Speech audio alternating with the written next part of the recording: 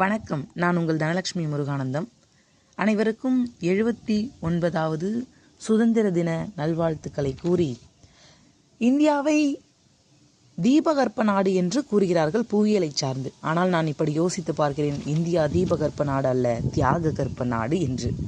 திருப்பூர் குமரன், சிதம்பரனார் போன்ற தியாக குழந்தைகளின் கர்ப்பத்திலிருந்து பிறந்தவள் பாரத மாதா. ஆகையால் நம்முடைய நாடு தியாக கற்ப நாடு என்று நான் யோசித்து பார்க்கிறேன். சுதந்திர தினத்திற்கும் குடியரசு தினத்திற்குமான வேறுபாடுகளை நாம் மறந்துவிட்டோமோ என்று நான் எண்ணிய போது 1947 ஆங்கிலேயனிடமிருந்து விடுபட்டு இந்தியா தன்னை சுதந்திர நாடாக அறிவித்துக் கொள்கிறது. இந்த சுதந்திர தினத்தை ஆகஸ்ட் 15 நாம் கொண்டாடி வருகிறோம். சுதந்திர தினம் என்பது நம்முடைய மக்களின் பாதுகாவலர் பிரதம மந்திரியும் மாநிலங்களில் முதலமைச்சரும் செங்கோட்டையில் கொடியேற்றுகிறார்கள். அன்று நம்முடைய பழம்பெரும் பெருமைகளையும் இந்திய நாட்டில் உள்ள மாநிலங்களின் கலாச்சாரங்களையும் அணிவகுப்பு செய்கிறார்கள். ஆனால் குடியரசு தினம் அன்று நம்முடைய அரசியல் சாசன பாதுகாவலர் ஜனாதிபதி அவர்களும் மாநிலத்தில் மாநில ஆளுநர்களும் கொடியேற்றுவார்கள் ராஜவீதியில்.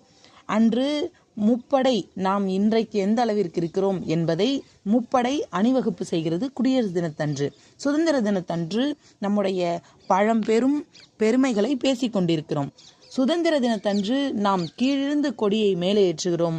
குடியரசு தினத்தன்று மேலே ஏற்றி வைக்கப்பட்ட கொடியை நம்முடைய ஜனநாயகம் குடியரசு ஆனது என்று பறக்க விட்டு காண்பிக்கிறோம். அடுத்ததாக, பகத்சிங்கும் சுகதேவும் ராஜகுருவும் மூச்சு காற்றை அடக்கினார்கள். அதனால்தான் நாம் இன்று சுதந்திர காற்றை சுவாசித்து கொண்டிருக்கிறோம். நேதாஜி என்ற மனிதர் ஆங்கிலேயரிடம் சுதந்திரத்தை நாங்கள் ஒருபோதும் உங்களிடம் பிச்சையாக கேட்க மாட்டோம், உயிரை கொடுத்தாவது நாங்கள் செங்கோட்டையில் தேசிய கொடியை ஏற்றி விடுவோம், பறக்க விடுவோம் என்கிறார். பாரதி சொல்லுவானே, எண்டையும் தாயும் மகிழ்ந்து குழாவி இருந்ததும் இந்நாடே, அச்சமில்லை அச்சமில்லை என்ற இரு பாடல்களையும் கேட்கும்போது உடம்பில் புதிய இரத்தம் பாய்ச்சிய உணர்வு ஏற்படுகிறதல்லவா? நான் இப்படி யோசித்து பார்க்கிறேன். இந்த தேசிய கொடி என்பது ஆரஞ்சு, வெள்ளை, பச்சையாக இருக்கிறது என்று நாம் சாதாரணமாக யோசித்து பார்க்கிறோம். ஆனால் பகத்சிங்கும் ராஜகுருவும் தில்லையாடி வள்ளியம்மையும் வாஞ்சிநாதனும் கொடிகாத்த குமரனும் தன்னுடைய பசுமையான வாழ்க்கையை தொலைத்தார்கள் அல்லவா? அதுதான் இங்கு பச்சை நிறமானது. அது போன்று அவருடைய குருதி சிந்தியது அல்லவா போரில்? அந்த சிவப்பணுக்களும் வெள்ளை அணுக்களும் தான் ஆரஞ்சு வெள்ளையானது என்று நான் நினைத்து பார்க்கிறேன். அசோக சக்கரத்தில் உள்ள கோடுகள் இரத்தம் சிந்திய போர் வீரர்களின் எலும்புகளும் நரம்பு துண்டுகளும் தான் அந்த கம்பிகளாக நான் பார்க்கிறேன்.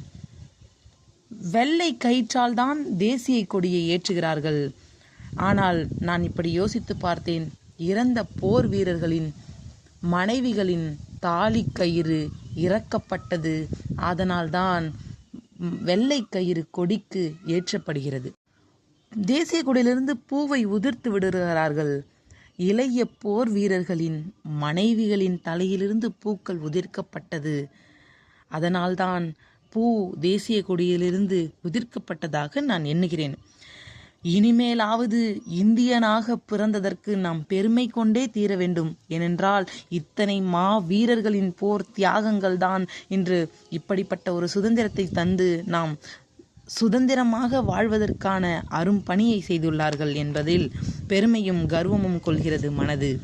அதையும் கடந்து சீன தேசத்து ஒரு வாசகம் ஒன்று இப்படி சொல்லிவிட்டு போகிறது: இப்பிறவியில் நீ உண்மையானவனாகவும் உன் தாய் தந்தைக்கு நல்ல பிள்ளையாகவும் இந்த சமூகத்திற்கு நல்ல மாணவனாகவும் ஒழுக்கமானவனாகவும் நீ வாழ்ந்து விட்டாய் என்றால் அடுத்த பிறவியிலாது நீ இந்திய பள்ளியில் படிக்கும் வாய்ப்பை பெறுவாய் என்று.